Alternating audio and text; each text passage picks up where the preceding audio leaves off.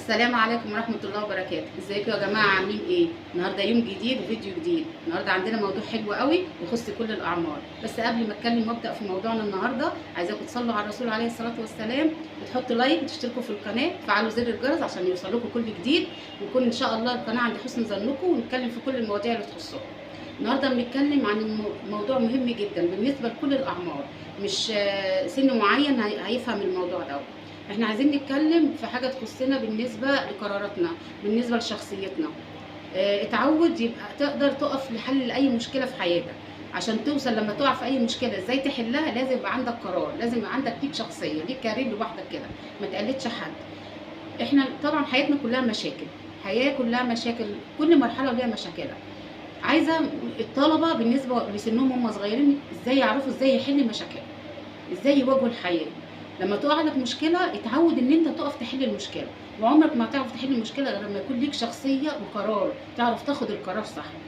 بالنسبه للطالب، لو جه احتار مثلا هيدخل في اي مرحله من التعليم، بيبقى محتار اخش فين واخش فين. لكن انت لما تكون صاحب قرار من وانت صغير ومتحمل المسؤوليه، تعرف تفيد نفسك وتعرف تقدر انت عايز تعمل ايه، تحدد بالنسبه لاولوياتك في الحياه. انت عايز تخش انهي مرحله في التعليم، عايز تخش ثانوي عام، عايز تخش تجاره، عايز تخش صنايع.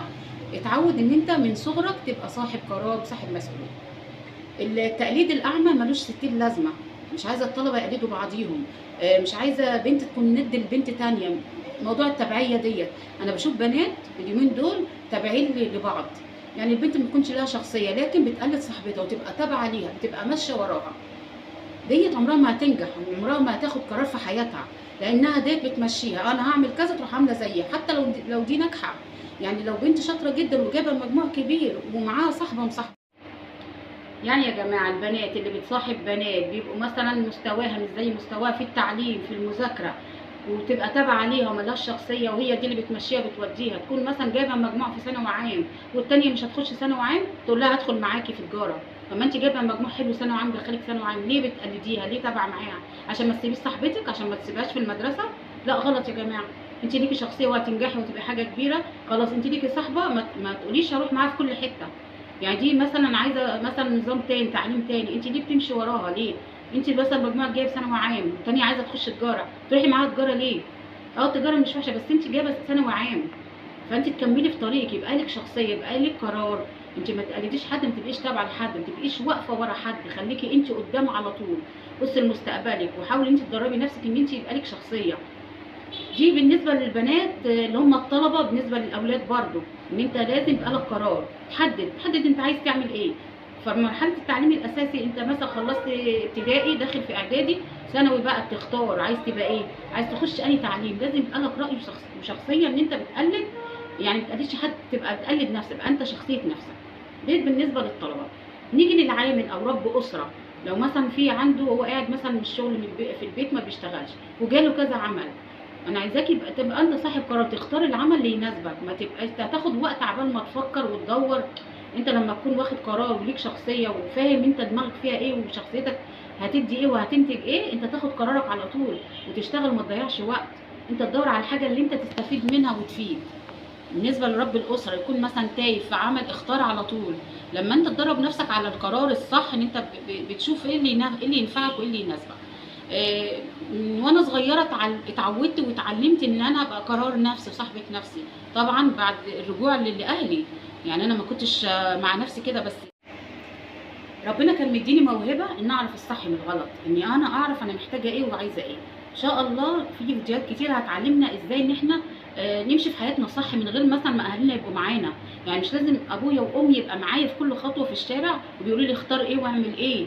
يعني اختار انا الصاحب الصح، اختار العمل الجيد، اختار انا المدرسه الكويسه، اختار الطالب الصح ان انا اتعامل معاه. المهم مش هطول عليكم في الموضوع، انا عايزه اتكلم بالنسبه للقرارات، ازاي ان انت مفيش مشكله ما يبقاش ليها حل، كل مشكله وليها حل. ده موضوع النهارده، ان انت لما تكون ليك شخصيه وليك قرار تقدر تحل المشاكل. مفيش مشكله على الارض ما لهاش حل، لكن لما انت المشكله تقف قدامك انت بترجع لربنا. ان شاء الله ربنا بيديك الحل لما تكون خلاص خلصت كل الحل اللي عندك وتعبت، ربنا هيقدر لك الحل ويجيبه لك لغايه عندك. لو في حاجه وقفت قدامك بتصلي صلاه الاستخاره. بتصليها وتتوجه لربنا وتصلي ركعتين لربنا، ركعتين للحاجه، وربنا ان شاء الله هينور لك طريقك ويفيدك ان شاء الله باذنك يا رب. يعني ما تمشيش اي خطوه في حياتك من غير الرجوع لربنا، ان انت تأدي صلاتك وواجبك ناحيه ربنا كامل متكامل. بالنسبه وانت صغير لغايه لما انت تكبر، لو اسست نفسك صح وحددت حياتك واولوياتك هتكمل طريقك صح، خطواتك هتبقى صح. مش عايزين متاهه، مش عايزين لخبطه، مش عايزين واحد يبقى مش عارف رايح فين ولا جاي منين. ابدا كده وانت صغير لغايه لما تكبر. لو انت حددت من وانت صغير ان انت تقعد تقرا كتير وتنمي دماغك وتعرف انت رايح فين وجاي منين، صدقني حياتك كلها تمشي صح على طول، من غير اي قلق، من غير اي توتر، من غير اختيارات غلط. لان الانسان ده اللي ما بينميش دماغه وعقله وقرايه كتير ومذاكره كتير دوت بيبقى مش عارف يحل ايه، مش عارف يعمل ايه في حياته. فانا جيت اقول لكم يا جماعه خلوا بالكم من حياتكم دلوقتي. الموضوع صح جدا وجميل، موضوع شيق، موضوع القرارات، موضوع الشخصيه، ان انا اسس شخصيتي صح عشان اقدر اتعامل في الحياه، لان الحياه كلها مشاكل يا جماعه، فاحنا عايزين نعرف نحلها صح من غير ما نتضايق، من غير ما نفسيتنا تتعب. فطبعا ده بيعيد على البني ادم ان هو ماشي صح، دماغه صح مرتبه، متحمل المسؤوليه. متحمل المسؤوليه وانت صغير هتقدر ان انت تحدد قرارك لما تكبر، سواء ربة أسرة، سواء عامل، سواء طالب، سواء إنسان بيشتغل. لازم يعرف هو رايح فين وجاي منين. ما تخليش نفسك كده تايه في الدنيا، لازم تحدد انت رايح فين وجاي منين. قوم من دلوقتي هات ورقة وقلم واكتب أولوياتك وأهدافك وحدد قرارك. لو انت محتار بين كذا حاجة اقعد فكر صح، ان شاء الله هتوصل للحل الصح. مفيش مشكله من غير حل، وما تزعلش نفسك واتجه لربنا، ربنا يحل لك كل المشاكل. ان حياتنا مش معصومه من المشاكل، لكن احنا لما نمشي بدماغنا صح وترتيب شخصيتنا صح هنقدر نحل كل مشاكلنا. وده فيديو النهارده معلش مبسط بسيط جدا عن شويه حاجات مشاكل في حياتنا. عايزه القناه تبقى عند حسن ظنكم. ان شاء الله اكتبوا لي في التعليقات اي موضوع عايزين تتكلموا فيه، لو في حد عنده مشكله ممكن احلها له. ان شاء الله اكون عند حسن ظنكم، واشوفكم في فيديو جديد ان شاء الله باذنك يا رب. اشوفكم على خير، والسلام عليكم ورحمه الله وبركاته.